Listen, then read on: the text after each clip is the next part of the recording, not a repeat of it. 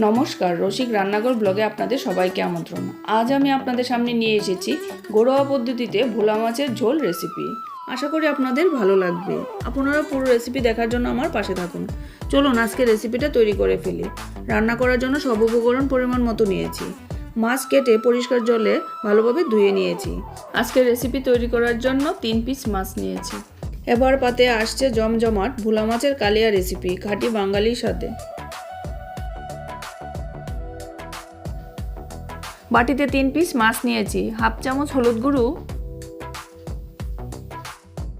1 চিমটি লঙ্কা গুঁড়ো,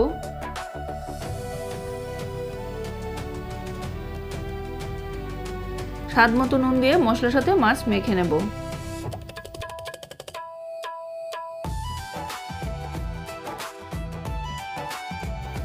মাছ মাখানো হয়ে গেছে।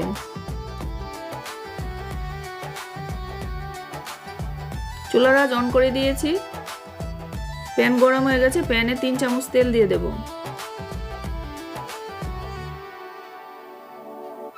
তেল গরম হয়ে গেছে।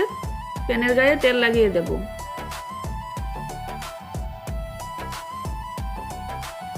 তেল গরম হয়ে গেছে। প্যানে মাছ দিয়ে দেব।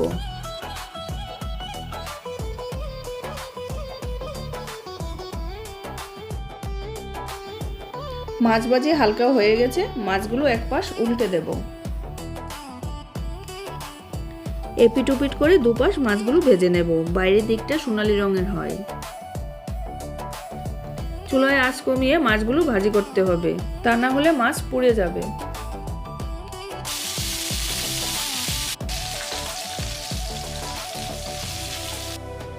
মাছ ভাজি হয়ে গেছে। বাটিতে উঠিয়ে নেব।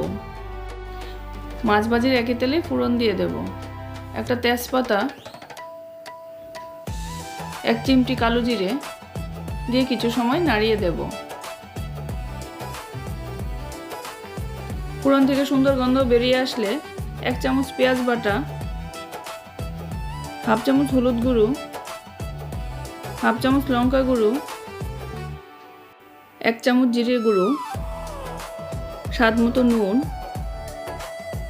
4টে চেরা কাঁচা লঙ্কা দিয়ে কিছু সময় নাড়িয়ে দেব।